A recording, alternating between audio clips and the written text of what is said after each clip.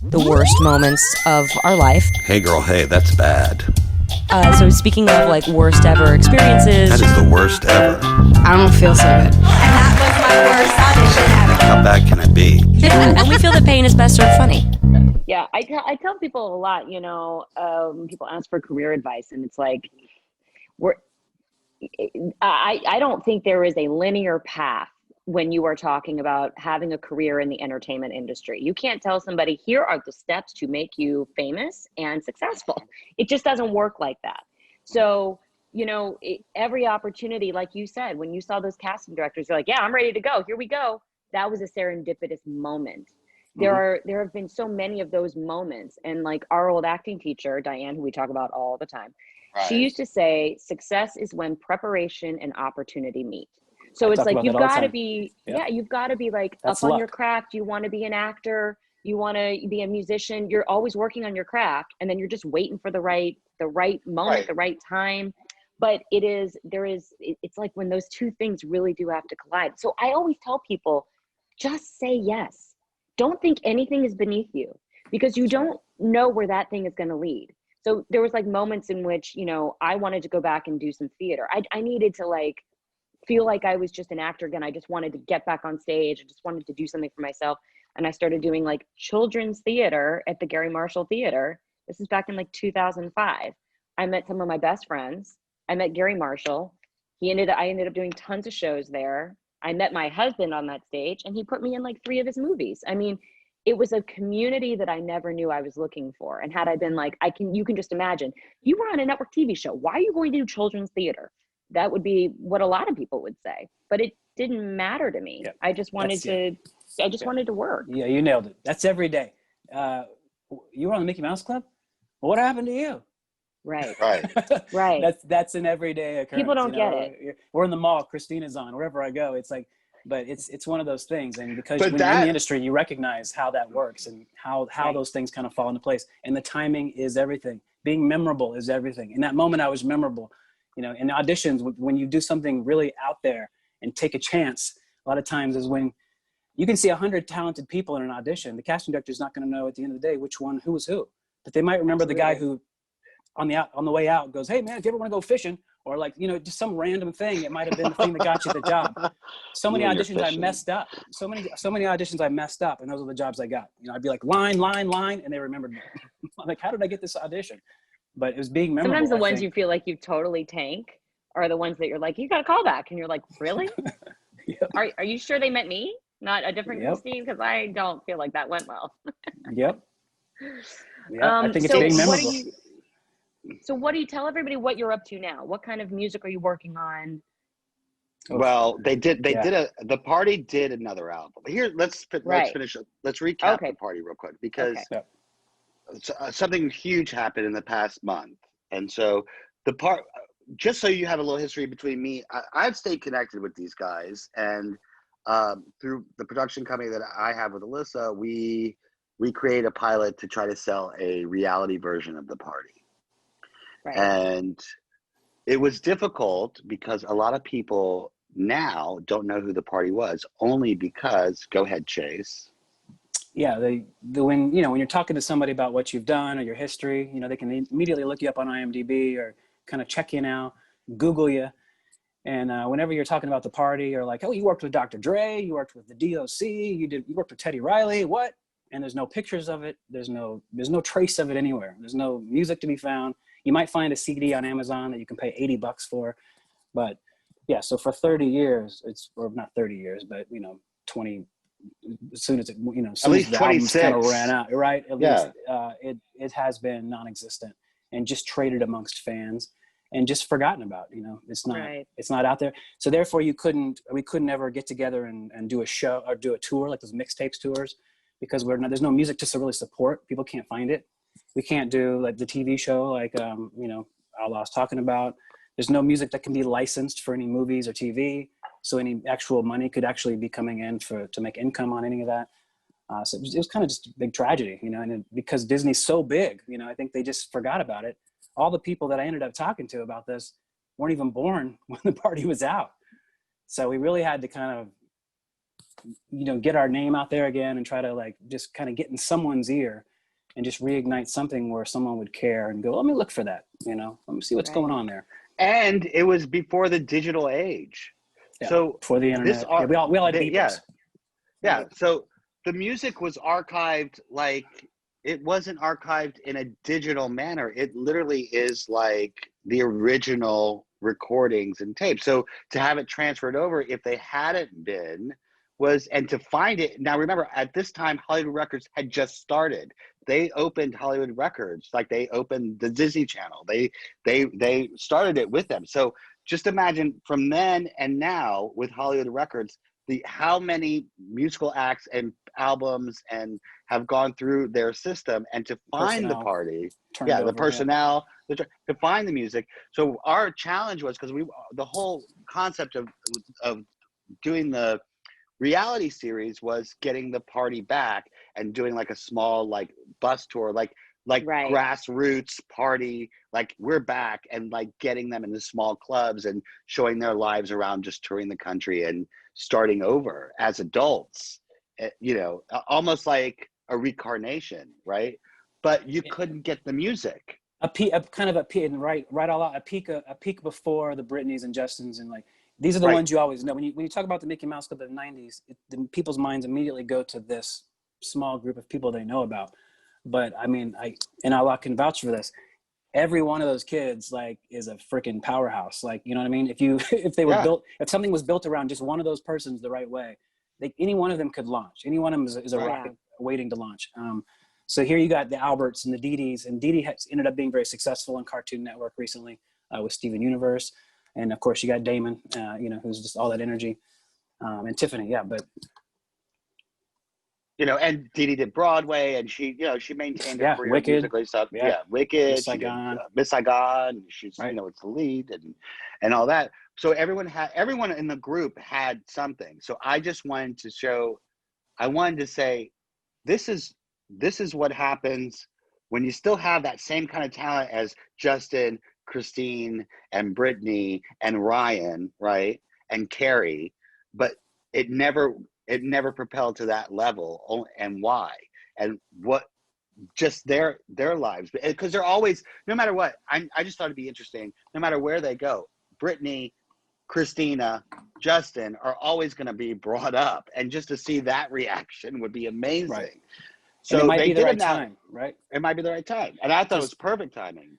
Because Christine might not know, but like we didn't really say this, but the reason why the party came to a screeching halt is because everything at that moment in time turned to grunge rock Seattle sounds. The Nirvana hit, Alice in Chains, Soundgarden, and I loved that stuff. I was listening to it too.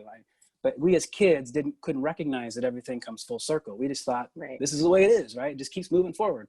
We didn't have that insight, and no one was really mentoring us in that way, where they were telling us, no guys, it's going to come back, hang in there for 4 years, Backstreet Boys is going to hit, Right. But, and it came back in such a huge way. Yeah. Right. Yeah. Spice Girls. Exactly. Yeah. We just didn't know. So it was timing. Like you said, timing is everything. This is where this moment with the party happened at a bad time. Yeah. For sure. So recently you already announced on your Instagram, but you could go ahead and say it here. Yeah. We got all the everything's being released to the digital platforms all over, from Hollywood Records and Disney. Great. It's our 30th anniversary. So it was kind of a gift as well from them to just, they went back, and I was just looking for it. I was like, who has it? Does anybody even own it? Does anybody have it? Can I acquire it? And they were like, okay, here's what we're going to do.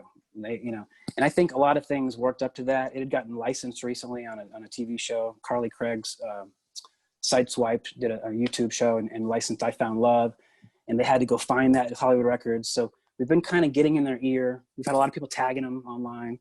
And I think COVID, shut everybody down. So they were probably saying, hey, you know what, go into the vault and find us something to make some money with. I think there was a lot of things that, again, timing. So this kind of came up, and we found communication with them, and they gave us some release dates, and here we are. So next Friday, Free comes out. And after that, our last album, The Party's Over, Thanks for Coming, comes out. So then we have all 4 out, which is awesome. It's like something like 40 songs or something that were lost, that now are out. And we're talking songs that were produced by Dr. Dre, written by the DOC, Teddy Riley, and Stephen Bray, who did Papa Don't Preach from Madonna. And phenomenal. And I listen to it now as a musician. Jody Watley. Yeah, Jody, Andre Simone, who worked with Prince. As a musician now, I listen back with headphones on and I'm like, holy cow. The worst songs on the album. Man, I did this song called Rodeo. I couldn't stand it. I never did it live. I loved it. I made sure no one ever did it live. I was like, I'm never doing this. I listen to it now. I'm like, the horn section in this is sick. and there's even like people like Cheap Trick and the Nelsons who are singing backgrounds on it. The amount of talent and people on that is insane. They spent so much money because Hollywood Records had just started, right? Right. So that being a kind of a training ground for us just to grow up in was priceless. For sure. And then they came together. They have one more album that has not been released, right, Chase? Or has it? We've released a lot of them as singles, but there's at least 4 more songs that we haven't released. Yeah. And it's the 4 of you. Right. Right. It's just you. It's you, Damon, Albert, and Dee Dee. Yeah. Tiffany's not in it. Right. And that was a fucking shit show. Let me tell you.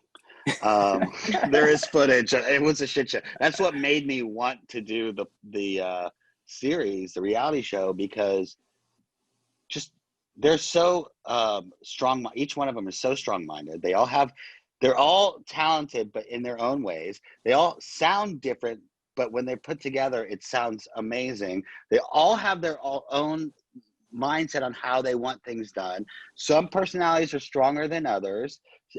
There's past relationships included in this. So it was a fucking shit show to get this album put together. Am I wrong or right? You can tell the truth here. This is the worst ever. It was, but at the same time, like Damon will tell you, it was like some of the best times of our life. Just being back together again and seeing how easy we could we would literally start a beat, and by the end of the day, we'd have an incredible song. We were like, man, wow. we're rusty as hell, and look what we're pulling off now. You know, imagine if we continue to do this. So yeah, with proper management and us not trying to control ourselves might be the better situation. Or but control each other's. Oh no, we all felt like the weight of it, though. The weight of that, like, you know, we come from this, you know, multi-million-dollar backing a band, and people are the expectation from people, you know, I'm sure you feel that, you know, you guys know you've been in big productions. So when you do something yourself, like, well, I can't half-ass this in any way. I have to at least, you know, have this or this light, or I need this microphone, or, you know, so just a lot of like anxiety that comes with trying to, you know, make sure it's right. Yeah, definitely. Yeah, that's exciting. But we're releasing little bits at a time. So, and we have released a lot of those songs, and I think that actually even helped. We had 4 released prior to all this happening, and that, you know, that now those songs now are being played tenfold because now everybody's revisiting all the old stuff and just falling into the new stuff. So, and you shot a video for that too. Yeah, Salute to Summer. That's right. Yeah. Cleveland. Right. Oh, great. Yeah, that was a blast. That's so great, Chase. And now, really okay, cool. So wait, now I want to get to some personal stuff, Chase, if you don't mind. Christine, yeah. I hope you don't mind that I'm sort of steering this. Close to the camera. Mm. It's a little much. So listen, so you're married, right? Yes. And tell everyone how you met your wife. Well, in the 90s, if you guys everything is in the 90s. Yeah. If you go look at your photo in the 90s, I'm sure you had jacked up hair. Because I sure did. My hair was I had bangs like the wings, Axl Rose. I was pressing it out the whole bit. Yeah. So yeah, one day, and again, we weren't seeing a lot of people. So, you know, we're teenagers. So when a cute girl comes in and sits in the audience, I'm like, hey, you know, what's up? You guys are whores. Let's not lie. Let's not sugarcoat it. So, and in the first season, after the show, we would actually go sign autographs outside. They stopped doing that at some point. But I was really shy. It was the first season, and I met this girl. I saw her, and we kind of locked eyes, and I liked her. She had huge hair, and she was sitting in the audience. She was in the park and just got asked to be part of the show. Like, they didn't really know what the show was. It hasn't really aired yet. So they were in the park as tourists, and they said, "You want to come watch a live taping?" And I'm like, "Oh, okay, sure." So they were there, just kind of not really knowing what was going on. And I'm watching this girl as I'm singing. And I had to sing, sing, sing, sing. I think I was doing that tap dance, sing, sing, sing. Wearing some silly, sing. And in my mind, I wasn't wearing something that I would go like flirt with a girl with. You know what I'm saying? But after the show, I met her and talked to her, but I never asked her for her phone number. I was way too shy. I hadn't gotten that part down yet. And I went home, and this would never happen ever in real life anywhere else. But my wife is Greek Italian from Boston. She don't play, right? She's a small little thing, and she's a beast. She gets what she wants. So she's like, you know what? I think I liked him. You know, she tells me this now. And she found the number to the bungalow, and started calling the number of the bungalow. And the secretary picks up and she said, hi, you know, Mickey Mouse Club, Bungalow 3 or whatever. And Lisa's like, yeah, I want to talk to Chase. He would be like, click. Oh my God, hilarious. The lady was new. The lady was new and was like, oh, you know what? His mom's walking by right now. I'll pass you to his mom. Is that okay? She's like, yeah, sure. This would never happen. So my mom got on the phone and she's like, oh my God, Chase was actually talking about you last night. I remember who you are. Yeah, give me your phone number. So my mom came home with the phone number. I'm like, what? So I'm like, you sure it's the right girl? And so I called her. Our parents dropped us like 13, 14. Yeah. Oh my God. Yeah, our parents drop us off at Pleasure Island. I'm like, I'll take her to Videopolis, because that's where we all went. And I think it was it was a bad night. Yeah, this was a bad night. So we walk in Videopolis and no one's there. Like, so I take her upstairs and we're just like listening to music and hanging out and stuff. But yeah, now we go back to that spot all the time, because that's that first kiss moment, you know, that night where we had that. And it was, you know, it was all cute. It was, our parents picked us up and everything was over. There was no cell phones back then. There was no internet. So that quickly went away. Obviously we'd love to continue that, but there was no realistic way to had a relationship back then like that. You know, I mean, there was no long distance things like that. And she would write to me and I'd write to her, but our schedule was just got compounded, you know, every minute. Right, you got Concords. You got Concords. You got Dr. Dre waiting for you. It was that day. It was those days when you would get the schedule slipped. You'd wake up and the schedule would be slipped under the door, and you're just like, okay, here's what I'm doing today. Okay, like a zombie, you know. And you'd have to do 3 hours of school within all this as well. Right. And eat grilled cheeses. Yeah, that's right. Well, that's all we had time to bars. And go to bars with the new And go to bars. Right. And that sounds horrible. Oh, it's great. No, are you kidding? It's great. Okay, so you're out of touch, in touch, but like you're not together for how many years this goes on? Oh my God. When do you reconnect? Well, hold on. In between, he's had the worst girlfriends ever. Yeah, well, I've had bad girlfriends. I mean, and one of them still to this day tries to contact me, and she's out of her fucking mind. Oh, she's cuckoo for Cocoa Puffs. She's fucking cuckoo. She's who he lived with when I first moved to LA, and I couldn't stand her from the moment. And I just, whatever. He knows how I feel. Go ahead. Yeah, I haven't had the best run. Oh, he picked losers. Yeah. Hey, I was trying to save people. You can't save people. Yeah. But anyway, I had one horrible relationship, and you know, like end of life kind of relationship, where I was actually married prior. Can we talk about this? Well, I'm not going to go too deep. I'll just give you a little taste of it. But yeah, I was married to this girl. At some point I will divulge. I will go into detail on this. But got married to this girl. I was with her for like 6 or 7 years. And what do you do after 6 or 7 years when everything's like perfect? You get married, right? So got married, and was working on music and doing the audition thing, and everything seemed fine. And drugs came into play, alcoholism came into play, and then woke up one day and she had just disappeared. So, and it was like out of a movie, you know. So, whoa. And then and a whole story starts from there that we don't have time to go into at this point. But like, how long it's a was movie. She gone?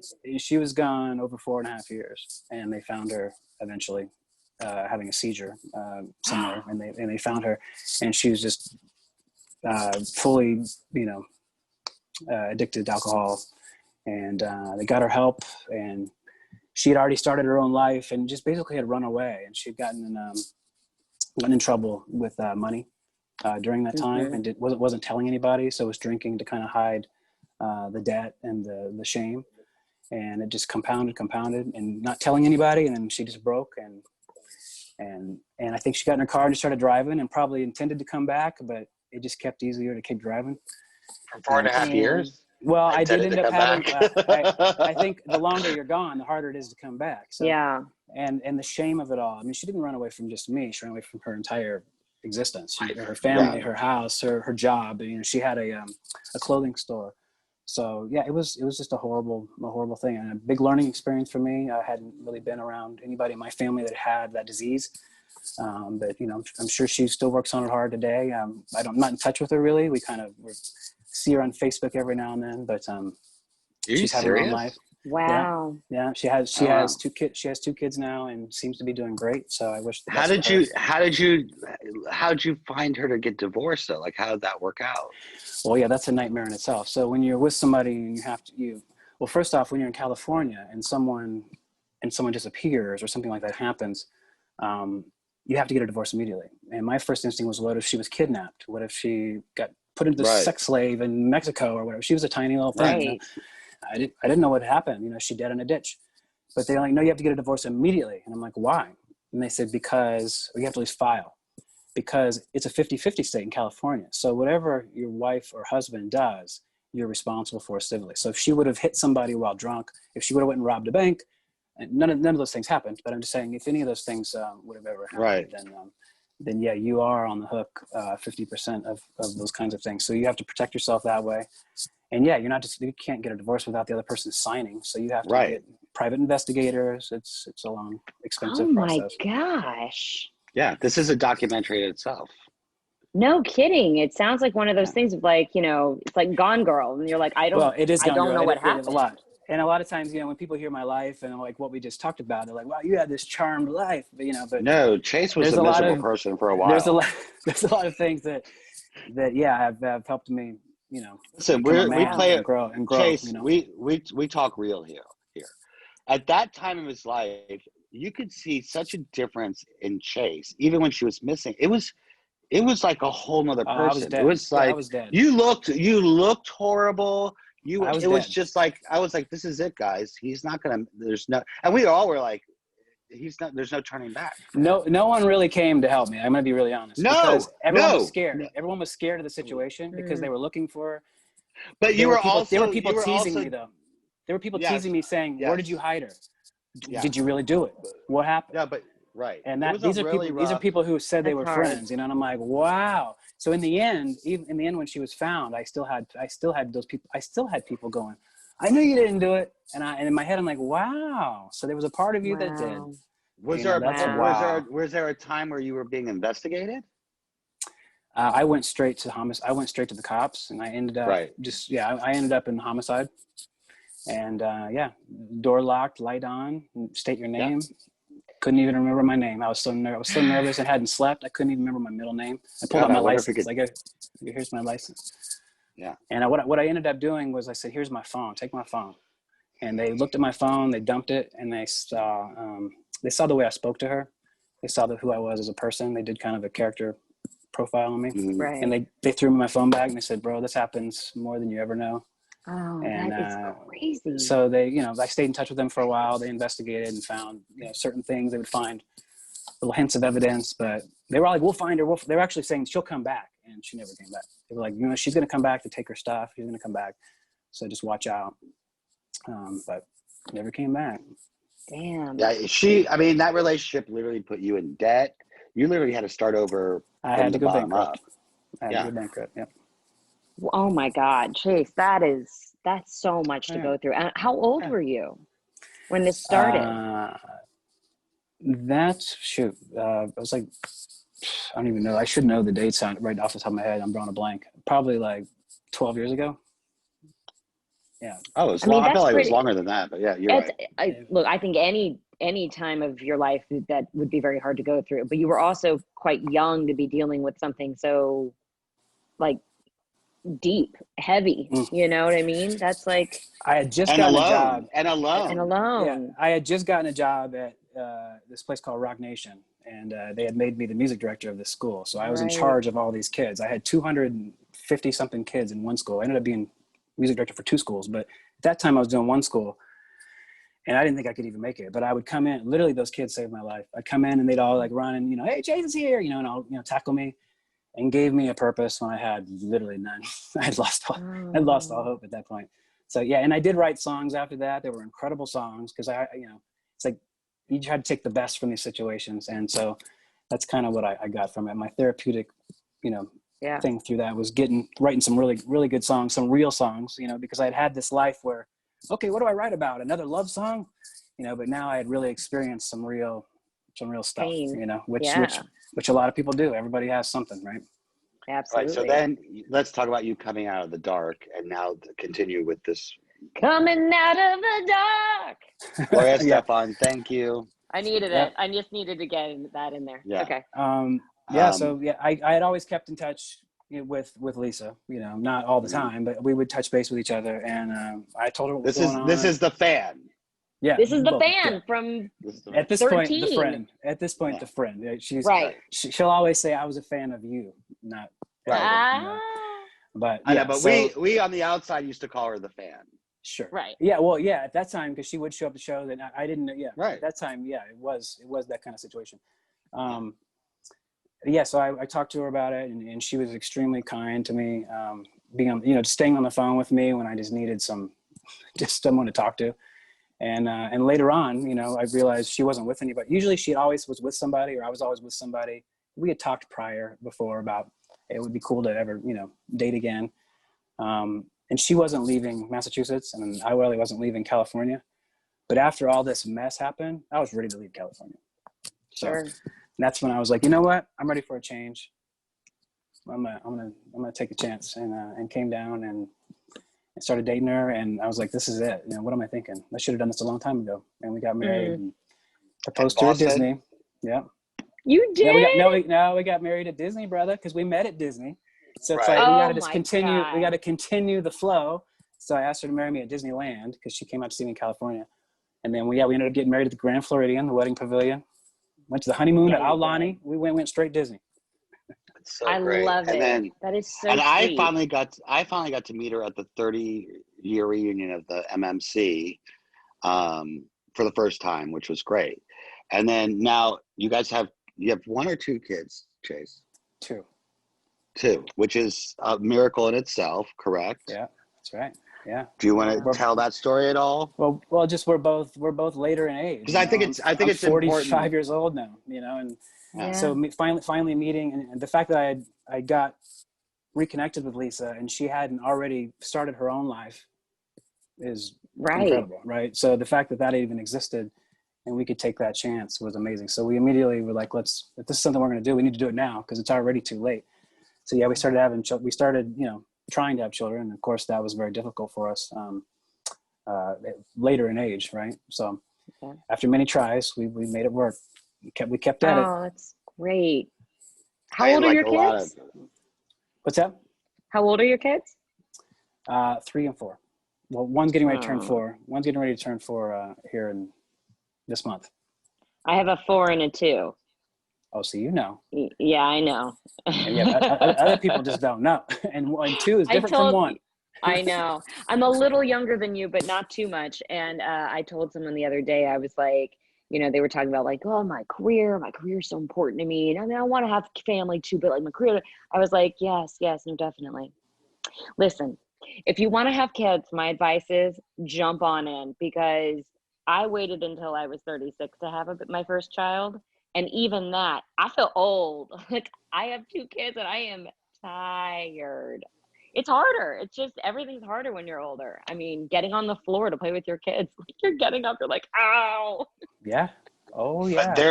But not only that, plus you with the struggle of you guys having the kid, that was a lot for you that was another triumph. I mean, Chase has been through, don't let the mouse club fool you. Don't let the redheaded ace make it sound like everything is kosher.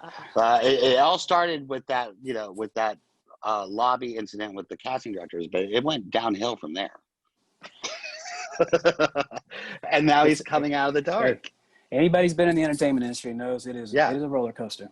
But it's important, and I think it's important that people understand that, because you only have, like, I have memories because I know you guys personally. So I've seen I've seen the fights with the families. I've seen the fights with the producers. I've seen the fights with each other. I've seen the love with the families. I've seen the love with each other. I've seen the love with the show. I've seen it all.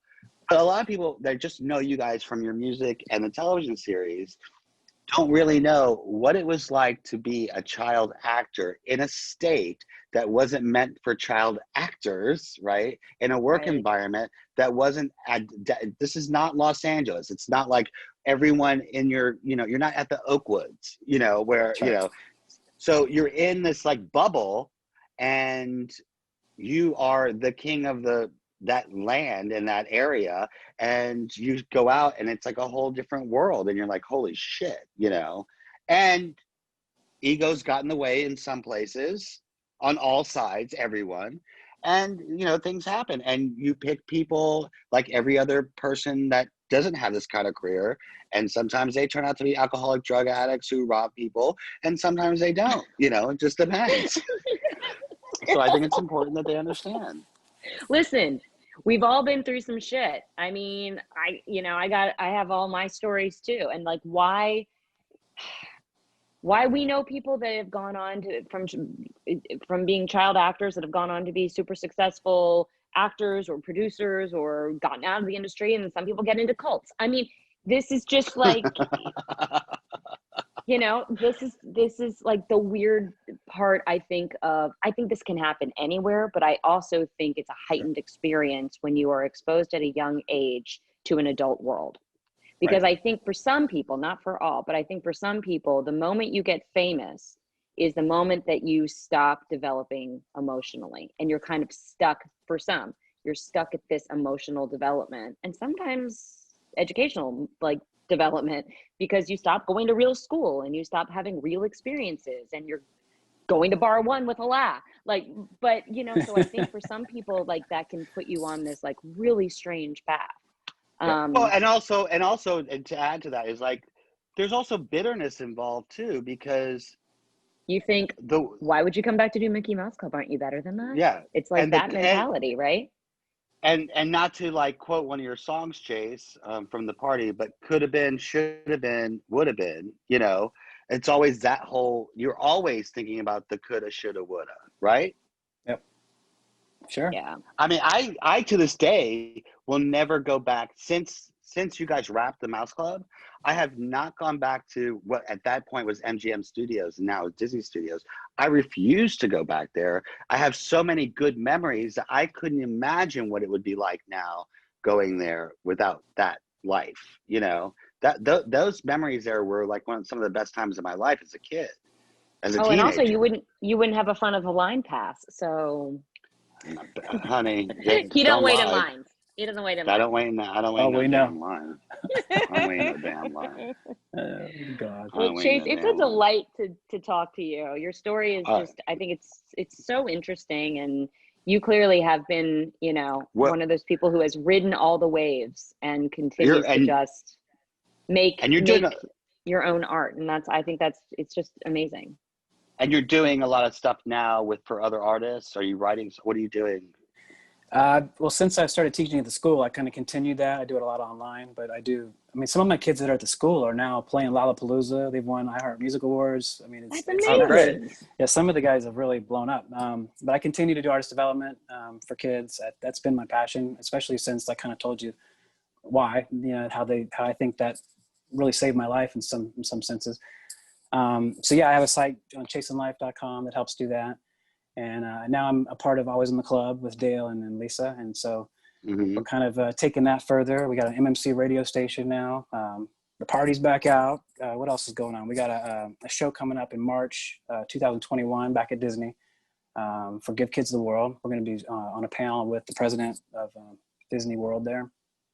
Oh, great. I'm coming to that. Cool. We're gonna do some performances. We got a band. We're gonna rock it out. So I think there's an after party at Galaxy's Edge. So COVID-19 aside, hopefully that doesn't mess anything up. And, right. Keep me posted on that. Yeah. Maybe you should come on again before that too, so we can promote it once again. That'd be awesome. That'd be great. And so, what are all the sites again? Just all your tags, so you can.